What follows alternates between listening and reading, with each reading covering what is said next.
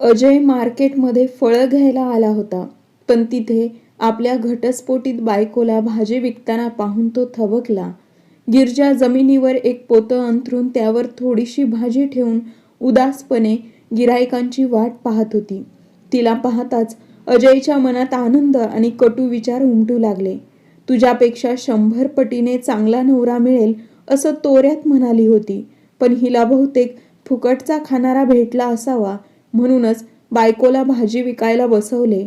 तो नकळत तिच्या दिशेने वळला गेला. 8 वर्षात तो खूप बदलला होता. आता तो थोडा जाडसर झाला होता, रंग उजळला होता आणि सूटबूट परिधान केल्यामुळे तो एखाद्या मोठ्या अधिकाऱ्यासारखा दिसत होता. चेहऱ्यावर रुमाल बांधल्यामुळे गिरिजा त्याला ओळखू शकली नाही. त्याने तिच्या बाजूला जाऊन पाहिलं. धूळ आणि हवेमुळे सुकलेले काही बटाटे, टवटवीत दिसणारे थोडेसे टोमॅटो, एका कॅरेटमध्ये सुकलेल्या भाज्या, खाली दबलेले आंबे, सुकलेले फ्लावर, थोड्याशा हिरव्या मिरच्या आणि आणखीन थोड्या सुकलेल्या भाज्या, एवढंच तिचं छोटंसं दुकान होतं. अजय तिच्याकडे एकटक पाहत राहिला. ती खूपच बारीक झाली होती. चेहऱ्यावर कोणतीही चमक नव्हती. रंग सावळा झाला होता. क्षणभर त्याला शंका आली, ही नक्की गिरिजाच आहे का? पण तिच्या गालावर असलेला मोठा तीळ पाहून त्याचं मन अस्वस्थ झालं. ही गिरिजाच आहे. तेवढ्यात गिरिजाने आशेने त्याच्याकडे पाहिलं आणि पटकन म्हणाली, साहेब, काय हवं आहे? शेजारी भाजी विकणारी एक महिला म्हणाली, साहेब, हिच्याकडे शिळी भाजी आहे. ताजी भाजी घ्यायची असेल तर इकडे या. लगेच गिरिजा घाईघाईने म्हणाली, नाही साहेब, फक्त उन्हामुळे भाज्या थोड्या सुकल्या आहेत, पण मी सकाळीच ताज्या भाज्या आणल्या होत्या. गिरिजाच्या चेहऱ्यावर उमटलेली असहाय्यता आणि हतबलता अजयच्या काळजात धडकी भरवू लागली. अखेर 7 वर्ष त्यानं तिच्यासोबत घालवले होते. घटस्फोट झालेला असला तरी त्या 7 वर्षात काही अविस्मरणीय क्षण होते. तो काहीही न बोलता हात पुढे करून आंबे पाहू लागला. आंबे चांगल्या जातीतलेच होते, पण त्यावर सुरकुत्या पडल्या होत्या आणि थोडे डागाळलेले दिसत होते. तो म्हणाला, हे आंबे तर खराब झाले आहेत. गिरिजा चटकन म्हणाली, नाही साहेब, खराब नाहीत, फक्त थोडे डाग पडले आहेत. संध्याकाळची वेळ आहे, कमी दरात देईन. अजय तिथून निघायचं नाटक करत म्हणाला, मला माहीत आहे, हे आतून काळे पडले असतील. साल काढून बघ, आतून खराब असतीलच. गिरिजा विनवणीच्या स्वरात म्हणाली, साहेब, तुम्ही एक आंबा चाखून बघा. जर खराब वाटला तर घेऊ नका. 2 दिवसांपासून माझ्या मुलीची तब्येत खराब आहे, म्हणून भाजी विकायला वेळ मिळाला नाही. मुलगी? अजय शून्य झाला. त्याला आपल्या छोट्याशा मुलीचा चेहरा डोळ्यासमोर तरळू लागला. घटस्फोटाच्या वेळी तिला शेवटचं पाहिलं होतं, तेव्हा ती अवघ्या 3 वर्षांची होती. आता 11 वर्षांची झाली असेल. माझी राणी. गिरिजा एक आंबा हातात घेत अजयकडे पुढे करू लागली, पण तो मुलीच्या आठवणीत हरवून गेला होता. तिची तब्येत बिघडल्याचं ऐकताच त्याचं मन तुटून विखरलं गेलं. हे घ्या साहेब, खाऊन बघा. गिरिजाचा आवाज ऐकून तो भानावर आला आणि पटकन म्हणाला, सगळे आंबे पिशवीत भरा. ती आश्चर्याने त्याच्याकडे पाहत म्हणाली, सगळे आंबे? हो, सगळे पॅक करा. ती आनंदाने आंबे पिशवीत भरू लागली. 8 डझन आंबे आहेत.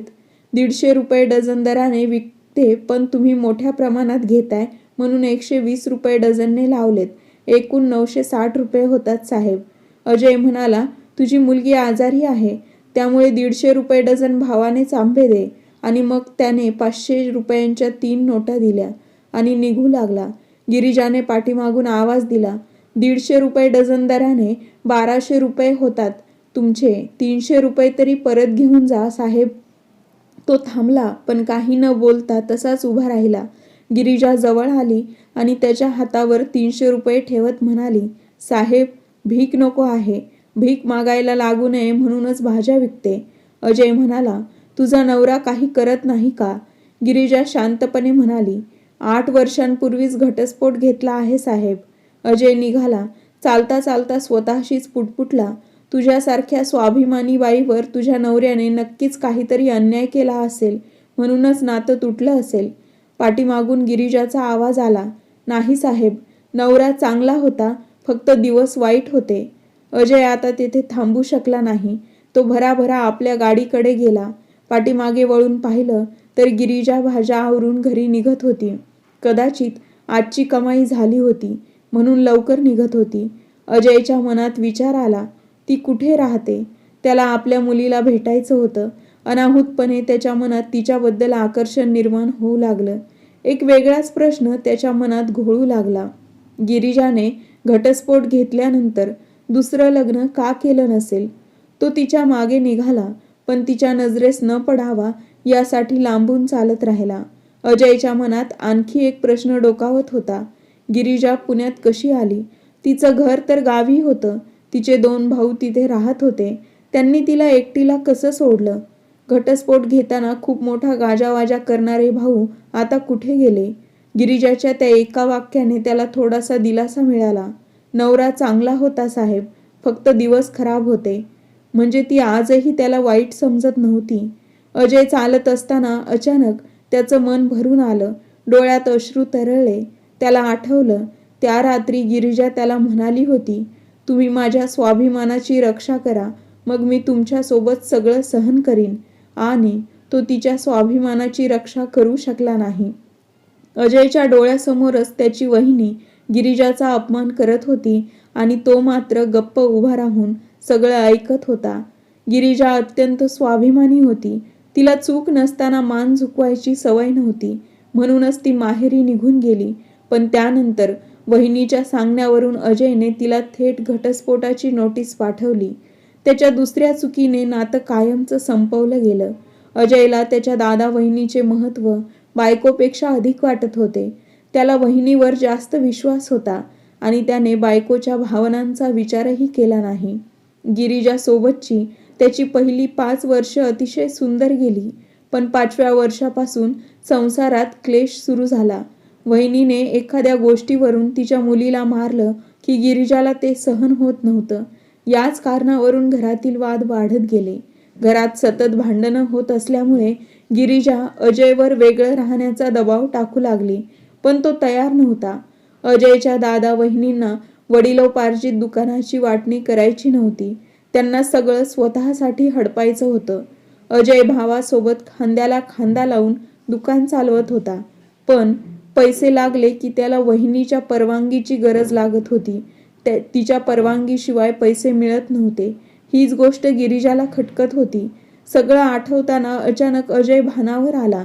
गिरिजाने एका मेडिकल स्टोअरमधून औषध घेतलं आणि एका अरुंद गल्लीत शिरली. अजय ठराविक अंतरावरून तिच्या मागोमाग चालत होता. अखेर दोघं शहराच्या बाहेर झोपडपट्टीत पोहोचले. काही अंतर चालल्यानंतर ती एका जीर्ण घरात शिरली. घरात 2 मोडकळीस आलेल्या खोल्या होत्या. बाहेरच्या खोलीत 2 खाट टाकलेल्या होत्या. एका खाटीवर त्यांची मुलगी झोपली होती, तर दुसऱ्या खाटेवर एक वृद्ध महिला पडली होती. दरवाजाच्या फटीतून अजयने त्या वृद्ध महिलेचा चेहरा पाहिला आणि त्याच्या छातीत धडधडू लागलं. ती महिला गिरिजाची आई होती, म्हणजेच त्याच्या सासूबाई. त्याच वेळी त्यांची मुलगी ही जागी झाली. ती पूर्वीपेक्षा मोठी दिसत होती, पण खूपच अशक्त वाटत होती. तिला पाहताच अजयच्या डोळ्यात अश्रू तरळले. त्याला आत जाऊन मुलीला कवटाळावंसं वाटत होतं, पण त्याच्यासाठी तिथे जागा नव्हती. मनात असूनही तो घरात जाऊ शकला नाही. अखेर तो अस्वस्थपणे तिथून निघाला. त्याच्या मनात वहिनीविषयी प्रचंड राग खदखदत होता. त्या स्त्रीने त्याचा हसता खेळता संसार उद्ध्वस्त केला होता. घटस्फोटाच्या वेळी वहिनी म्हणाल्या होत्या, तुझं दुसरं लग्न लावून देऊ. पण 7 वर्ष उलटली तरी त्यांनी काहीच केलं नाही. आजही अजय एकटाच होता. शहरात राहून दुकान चालवायचा आणि रिकाम्या घरात परतायचा, हेच त्याचं आयुष्य झालं होतं. दादाने त्याला एक दुकान आणि 2 बेडरूमचं घर घेऊन दिलं होतं, पण त्यामागे हेतू वेगळाच होता. धंदा वाढवण्यासाठी त्याला कायम एकटं ठेवायचं, म्हणजे त्याने कधीच वाटणी मागू नये. अजय मात्र दुकान एक हाती चालवत होता. प्रत्येक आठवड्यात दादा दुकानात येत असे आणि संपूर्ण कमाई घेऊन जात असे. पण नशिबाचा खेळ असा रंगला की घटस्फोट घेतलेले अजय आणि गिरिजा एका शहरात पुन्हा एकमेकांसमोर आले आणि अजूनही दोघांनीही दुसरं लग्न केलं नव्हतं. त्यामुळे काहीही शक्य झालं असतं. आता अजय रोज संध्याकाळी गिरिजाच्या त्या छोट्याशा दुकानात जाऊ लागला. तोंडावर रुमाल बांधून तो दुकानात जात होता आणि भरपूर भाज्या व फळे खरेदी करत होता, म्हणजे गिरिजा त्यांच्या मुलीचं चांगलं संगोपन करू शकेल. तो दिवसभर खूप विचार करत होता, पण चेहऱ्यावरचा रुमाल बाजूला सारून गिरिजा समोर जाण्याचं त्याचं धाडस होत नव्हतं. तो जी भाजी विकत घेत होता त्यातील जेवढी गरजेची होती तेवढी ठेवत होता आणि उरलेली रस्त्यावर फिरणाऱ्या जनावरांना खायला घालत होता. काही दिवसानंतर जेव्हा अजयचा भाऊ दुकानावर हिशोब घ्यायला आला तेव्हा त्याने विचारले, आठवड्याभराची कमाई कुठे गेली? अजय शांतपणे म्हणाला, खर्च झाली. भाऊ चिडून म्हणाला, एवढे सगळे पैसे कुठे उडवलेस? अजय धाडस करून उत्तरला, माझी गरज होती म्हणून खर्च केले. दादा नाराज होत म्हणाला, आजपर्यंत तू कधी फालतू खर्च केला नाहीस, आता अचानक तुला कसला नवा छंद सुचला? अजय थोडा कठोर आवाजात म्हणाला, माझ्यात काहीच बदल झालेला नाही, फक्त माझ्याही काही गरजा आहेत आणि त्यासाठी मीच कमावलेला पैसा मी खर्च केला. भाऊ चिडून म्हणाला, पैशांचा योग्य उपयोग करत जा, इकडे तिकडे उधळत जाऊ नकोस, पैसा झाडावर लागत नाही. अजय शांतपणे म्हणाला, एवढ्या संतापाने का बोलतोयस दादा? पैसा मीच कमावतो, मग खर्च करायचा अधिकारही मला आहे. माझ्याही काही गरजा आहेत. त्याच्या दादा रागाने ओरडला, तुला लाज वाटत नाही का? मला उलट बोलतोस? अजयने शांतपणे उत्तर दिलं, मी उलट बोलत नाही, मी फक्त सत्य सांगतोय. मी कमावतो, मग तो पैसा खर्च करण्याचा अधिकार मला आहे. अजय थोडा थांबून पुढे म्हणाला, हे घर आणि हे दुकान तू माझ्या नावावर घेतलं आहेस ना, मग आता ते माझ्या ताब्यात दे. तुमच्यासाठी जुनं घर आणि मोठं दुकान आहे, त्याची किंमत या दुकानापेक्षा कितीतरी जास्त आहे. तुम्ही ती संपत्ती ठेवा, पण हे छोटंसं घर आणि दुकान मला दे. आता मला एकट्याने जगायचं आहे. दादा आश्चर्याने म्हणाला, तू हे काय बोलतोयस अजय? मी तुला एकटं कसं सोडू शकतो? अजून तुला स्थिर स्थावर करायचं आहे, तुझं पुन्हा लग्न करायचं आहे, संसार थाटायचा आहे. अजय थोडा कटू हसला आणि म्हणाला, खोट्या आशा दाखवणं बंद कर दादा. तू आणि वहिनीने मिळून मला माझ्या बायकोपासून वेगळं केलं, माझा संसार उद्ध्वस्त केला. 7 वर्ष झाली घटस्फोटाला, एकदाही तुम्ही माझ्या लग्नाचा विचार केलात का? तुम्हाला माझं लग्न करायचं नव्हतं, तुम्हाला फक्त मी नोकरासारखं घरात राहावं असं वाटत होतं. जर बाबा माझं लग्न करून गेले नसते तर तुम्ही तेही होऊ दिलं नसतं, कारण तुम्हाला एक फुकटचा नौकर आणि माझी संपत्ती दोन्ही मिळाली होती. मग तुम्ही माझं लग्न का कराल? थोडा थांबून म्हणाला, पण आता मी स्वतः माझं लग्न करणार. तुम्ही मला माझ्या परिस्थितीवर सोडून द्या आणि जर पुन्हा काही चुकीचं करण्याचा विचारही केला तर मी गावी येऊन संपत्तीत वाटप करीन. मोठ्या भावाला आता समजलं होतं, त्याची चालबाजी उघड झाली होती. आता त्याचं आणि त्याच्या बायकोचं या घरात स्वतःचं राज्य चालणार नाही. खोट्या नात्यांचा मुखवटा अखेर उतरला होता. आपल्या छोट्या भावाचा हिस्सा घेऊन आपल्या मुलांसाठी जास्त प्रॉपर्टी करायची होती, पण त्यांचे हे स्वप्न पूर्ण होऊ शकलं नाही. अजयने हे सगळं बोलल्यावर दादा गुपचूप तिथून निघून गेला. आता अजय आपल्या दादा वहिनीच्या तावडीतून मुक्त झाला होता. तो मनात विचार करत होता, आज त्याला गिरिजाची आणि आपल्या मुलीची खूप जास्त आठवण येत होती. म्हणूनच दुपारी तो गिरिजाच्या दुकानावर गेला. त्याने पाहिलं की गिरिजाने आज छान कपडे घातले होते, पण तिच्या डोळ्यात स्पष्ट चिंता आणि नाराजी दिसत होती. तो तिच्या जवळ जातच म्हणाला, परी कशी आहे? गिरिजा त्याला निरखून पाहू लागली आणि कटाक्ष टाकत म्हणाली, का? ती तुमची मुलगी नाही का? अजय चकित झाला. तोंडावर रुमाल असूनही गिरिजाने त्याला कसं ओळखलं? गिरिजा त्याच्या डोळ्यात रोखून पाहत म्हणाली, रोज तिची विचारपूस करायला येता, मग भेटत का नाही परीला? तुमच्या दादा वहिनीने भेटायचं नाही म्हणून सांगितलं की काय? तुम्हीच तिला भेटायचं टाळत आहात. अजयने ठाम स्वरात उत्तर दिलं, मी दादा वहिनीशी सगळे संबंध तोडले आहेत. त्याने चेहऱ्यावरचा रुमाल बाजूला घेतला. डोळ्यातून भावना ओसंडून वाहत होत्या. तो गिरिजाकडे बघत म्हणाला, खूप मन होतं परीला भेटायचं. गिरिजा शांतपणे म्हणाली, भेटा ना, मी कधी नाही म्हटलंय. नातं माझ्याशी तुटलंय, मुलीशी नाही. अजयने हळूच विचारलं, तू मला कसं ओळखलं? गिरिजा मंद स्मित करत म्हणाली, मी तुमची बायको होते. तुम्हाला पाठमोरी पाहूनही ओळखू शकते.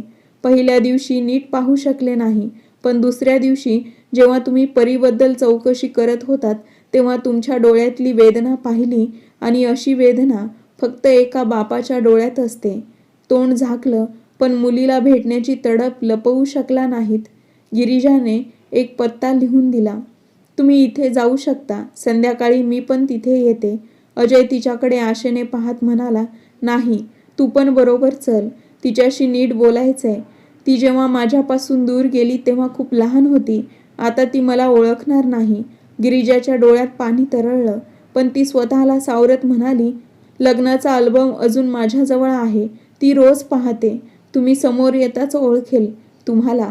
अजयने हात जोडत विनंती केली, माझ्याबरोबर चल. मला तुझ्यासोबतच तिला भेटायचं आहे.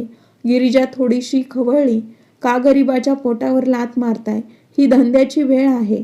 मी गेले तर माझ्या भाज्या तशाच पडून राहतील. काहीच विकल्या जाणार नाहीत. अजय ठाम स्वरात म्हणाला, सगळ्या भाज्यांचे पैसे मी देतो, पण तू फक्त माझ्यासोबत चल. पुढे तुला कधीच त्रास द्यायला येणार नाही. गिरिजाला धक्का बसला. ती थोडा वेळ शांत राहिली आणि मग खोचक हसत म्हणाली, का? तुमची दुसरी बायको येईल? ती येऊ देत नाही का इकडे तुम्हाला? अजय म्हणाला, मी दुसरं लग्न केलेलं नाही. हे ऐकताच गिरिजाच्या मनाला हलकं वाटलं, पण चेहऱ्यावरची कठोरता तिने तुसभरही हलू दिली नाही. ती आपल्या दुकानाची जबाबदारी शेजारच्या बाईकडे सोपवून अजयसोबत निघाली. रस्त्यात गिरिजाने विचारलं, तुम्ही या शहरात काय करत आहात? अजयने संपूर्ण हकीकत सांगितली आणि पुढे म्हणाला, आता मी इथेच राहणार आहे. दादा आणि वहिनीशी मी सगळे संबंध तोडले आहेत. हे ऐकून गिरिजा विचारात पडली. कदाचित दादा वहिनीशी आधीच नातं तोडलं असतं तर आज आपण दोघे एकत्र असतो. आपला घटस्फोट झाला नसता. आपलं नातं तर त्यांच्या कारणामुळेच तुटलं होतं. तेव्हाच अजयने विचारलं, तू इथे कशी आलीस? ती उदास स्वरात म्हणाली, दादा आणि वहिनीसाठी मी ओझं झाले होते. सुरुवातीला सगळं व्यवस्थित होतं, पण नंतर लोकांचे खरे चेहरे दिसू लागले. दादाने आधी साथ दिली, पण शेवटी तोही वहिनीच्या शब्दांप्रमाणे वागू लागला. तुम्हाला माहीत आहेच, कुत्र्यासारखं समोर फेकलेलं खायला मला कधीच मान्य नव्हतं. मी सध्या माझ्या मामाच्या घरी राहते. ते आता या शहरात नाहीत, हैदराबादेत राहतात. घराची चावी आईजवळ होती म्हणून आम्ही इथे आलो. घर जुनं आहे, पण भाडं द्यावं लागत नाही, त्यामुळे इथेच राहतो. अजय काहीसा चाचपडत म्हणाला, एक विचारू? ती शांतपणे म्हणाली, काय? तो घाबरत म्हणाला, तुला माझी आठवण येते का? गिरिजाने काही उत्तर दिलं नाही. ती फक्त तोंड दुसरीकडे वळवून उभी राहिली. अजयला दिसलं नाही, पण तिच्या डोळ्यात पाणी आलं होतं. ती नजर फिरवत म्हणाली, आता कुणाची आठवण येत नाही. सकाळपासून संध्याकाळपर्यंत फक्त हाच विचार असतो, 2 घास कमावण्यासाठी काय करायचं? आणि त्यातच दिवस निघून जातो. तिचं उत्तर ऐकून अजय निशब्द झाला. दोघं रस्त्यात गप्पच राहिले. गिरिजा पुढे वाट दाखवत होती आणि तो शांतपणे तिच्या मागे चालत होता. त्याने तिला जाणवू दिलं नाही की तो या भागात आधीही आला होता. घरी पोहोचताच अजयचं मन तडफडू लागलं. घराची अवस्था अत्यंत दयनीय होती. ठिकठिकाणी भिंतींचं प्लास्टर निघालं होतं. भिंती कोसळायच्या मार्गावर होत्या. खोलीत जाताच गिरिजा हसत म्हणाली, परी, बाळा बघ, तुला कोण भेटायला आलंय. परी आता पूर्ण बरी झाली होती. ती बाहेर येऊन पाहू लागली. गिरिजाची आईही बाहेर आली. परी आपल्या मोठ्या डोळ्यांनी टक लावून अजयकडे पाहत होती, पण जवळ गेली नाही. ती आईला बिलगली. गिरिजा हळूच म्हणाली, परी, बाळा घाबरू नकोस, हे तुझे बाबा आहेत. परी निरागसतेने म्हणाली, बाबा? पण वाईट बाबा? यांनी आईला खूप रडवले. अजयला ज्या गोष्टीची भीती होती तीच झाली. म्हणूनच तो एकट्याने यायला धजावत नव्हता. म्हणून गिरिजाला बरोबर आणलं होतं. अजयने सासूबाईंना वाकून नमस्कार करण्याचा प्रयत्न केला. त्यांनी लगेच 2 पावलं मागे जात थंडपणे म्हटलं, आमच्यापासून दूर राहा. आता तुझ्याशी कोणतंही नातं उरलेलं नाही, त्यामुळे पाया पडण्याची गरज नाही. अजय हताशपणे खाली बसला. त्याने दोन्ही हात पुढे करून मुलीला जवळ येण्याचा इशारा केला. त्याच्या डोळ्यातून एकच अर्जव झळकत होतं, परी, एकदा माझ्या मिठीत ये. परीने आईकडे पाहिलं. गिरिजाने हलकासा इशारा केला आणि मग परी धावत येऊन बाबांच्या गळ्यात पडली. अजयसाठी ते स्वर्गापेक्षाही मोठं सुख होतं. तो मोठमोठ्याने रडू लागला. रडतच म्हणाला, मला माफ कर बाळा. आयुष्यातले निर्णय स्वतः घ्यायला मी खूप उशीर केला. नाहीतर आज तू आणि तुझी आई माझ्याबरोबर असता. मग तो परीला घेऊन गाडीजवळ आला आणि गाडीची डिक्की उघडत म्हणाला, बघ मी तुझ्यासाठी काय काय घेऊन आलो आहे. एका मोठ्या पिशवीत भरपूर सामान होतं. चॉकलेट, बिस्किट, खेळणी आणि कपडे भरलेल्या पिशव्या. तो एक एक वस्तू काढून परीला देऊ लागला. गिरिजा सगळं निरखून पाहत होती. तिच्या मनात एकच विचार घोंगावत होता, कदाचित त्या पिशवीत माझ्यासाठीही काहीतरी असेल. पण पिशवी रिकामी झाली. गिरिजासाठी काहीच नव्हतं. तिला समजलं, तो फक्त आपल्या मुलीसाठी आला होता. परीला एवढ्या सगळ्या वस्तू मिळाल्यामुळे ती आनंदात होती. गिरिजा मात्र शांतपणे म्हणाली, चला जाऊया, मला दुकानावर जायचं आहे. अजयने परीच्या डोक्यावरून हात फिरवत हळूच म्हटलं, परी बाळा मी पुन्हा येईन. गिरिजा त्यांच्या बाजूला गप्पच बसली. दोघंही निशब्द होते. गिरिजाच्या मनात मात्र एकच विचार फिरत होता, एवढं सगळं मुलीसाठी आणलं, त्यातलंच काहीतरी माझं मन राखण्यासाठी दिलं असतं तर. घटस्फोट झाला म्हणून नातं पूर्ण संपत नाही ना. गाडी चालवत अजय म्हणाला, एक विचारू का? ती थोड्या उदास स्वरात म्हणाली, काय? जर मी तुझ्यासाठी काही आणलं असतं तर तू घेतलं असतं का? गिरिजाने त्याच्याकडे तिरक्या नजरेने पाहिलं आणि शांतपणे उत्तर दिलं, जर आणलं असतं तर पाहिलं असतं, पण आता राहू द्या. अजय थोडा गडबडला. मग हळूच म्हणाला, आणलं आहे, पण तू वचन दे की नकार देणार नाहीस. गिरिजाचे हृदय जोरजोरात धडधडू लागले. तिच्या मनात विचार आला, असं काय आहे जे देताना तो इतका घाबरत आहे. ती स्वतःला सावरत म्हणाली, द्या, काय आणलं आहे. एवढ्या प्रेमाने आणलं आहे तर नाही का म्हणू, पण परत कधी काही आणलं तर मी घेणार नाही. अजयने गाडी बाजूला थांबवली. दोघं खाली उतरले. अजयने खिशातून काहीतरी काढलं आणि मूठ बंद करून तिच्या पुढे हात केला. गिरिजाने थोडंसं घाबरतच हात पुढे केला. जेव्हा त्याने तिच्या हातावरती वस्तू ठेवली तेव्हा गिरिजा थक्क झाली. ते मंगळसूत्र होतं. अजयचं काळीज जोरजोराने धडधडू लागलं. गिरिजा आश्चर्यचकित होत म्हणाली, हे काय आहे? अजयच्या डोळ्यात प्रामाणिक भाव होते. तो म्हणाला, नाही म्हणू नकोस, नाहीतर माझं मन तुटून जाईल. खूप आशेने आणलं आहे. मी माझ्या सगळ्या चुकांसाठी तुझी माफी मागतो. मी खूप मोठा मूर्ख होतो, म्हणूनच मी तुझ्यापासून, माझ्या मुलीपासून दूर गेलो. जेव्हा तुला माझी गरज होती तेव्हा मी तुझ्यासोबत नव्हतो. पण आज तुला वचन देतो की आता तुझा हात कधीच सोडणार नाही. आता आपण पुन्हा नव्याने संसार करूया, जिथं परीचं भविष्य आणि सासूबाईंचं म्हातारपण सुखरूप जाईल. हे शब्द ऐकताच गिरिजा पुतळ्यासारखी उभी राहिली. ती काहीही बोलू शकत नव्हती. तिच्या हातातील मंगळसूत्राकडे एकटक पाहत राहिली. अजय भाऊक होत म्हणाला, गिरिजा, मी तोच तुझा अजय आहे. माझ्या हाताला उशी करून झोपल्याशिवाय तुला झोप लागत नव्हती, आठवते ना? प्लीज नाही म्हणू नकोस. मी तुला अशा अवस्थेत पाहू शकत नाही. जेव्हापासून मी तुला असं तडफडताना पाहतोय तेव्हापासून मी रोज रात्री रडतोय. असं म्हणत तो मोठमोठ्याने हमसून रडू लागला. गिरिजाने मंगळसूत्र आपल्या मुठीत घट्ट पकडलं आणि दबक्या आवाजात म्हणाली, मग घटस्फोटांच्या कागदांचं काय करायचं? अजय डोळ्यात अश्रू आणून म्हणाला, फाडून टाकूया. गिरिजा मंगळसूत्र त्याच्याकडे पुन्हा पुढे करू लागली. अजयने भरल्या डोळ्याने तिच्याकडे पाहिलं आणि हात जोडले. गिरिजा हळुवारपणे म्हणाली, तुमच्या हाताने घाला. अजय आनंदाने उड्या मारू लागला. तो वेड्यासारखा मंगळसूत्र उचलून पुन्हा गिरिजाच्या गळ्यात घालू लागला. त्याच्या डोळ्यात आनंद अश्रू वाहू लागले. नंतर त्याने गाडी स्टार्ट केली आणि निघू लागला. गिरिजाने त्याचा हात धरला आणि म्हणाली, आता दुकानावर जायचं नाही, आपल्याच घरी घेऊन चला. अजयने गाडी वळवली. त्यांनी परीला आणि सासूबाईंना गाडीत बसवलं आणि आपल्या घराच्या दिशेने निघाले. कारण आत्तापर्यंत ते फक्त भिंतींना उभं राहिलेलं घर एक वास्तू होती. पण ज्या क्षणी गिरिजा त्या घरातून आत येईल त्या 4 भिंतींना घरपण मिळणार होतं, ऊब मिळणार होती आणि पुन्हा एकदा संसार खुलून येणार होता. कथा आवडली असेल तर लाईक आणि शेअर करा आणि चॅनलला सबस्क्राईब करायला विसरू नका. भेटूया नवीन एका व्हिडिओमध्ये नवीन एका कथेसह.